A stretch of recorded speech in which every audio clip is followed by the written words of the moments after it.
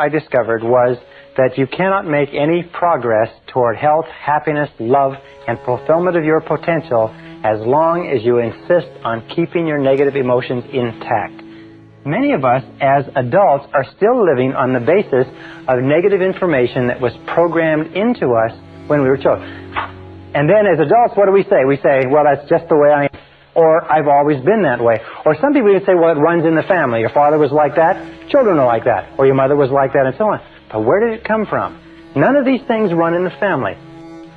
For instance, when I was growing up, my parents had gone through the Depression.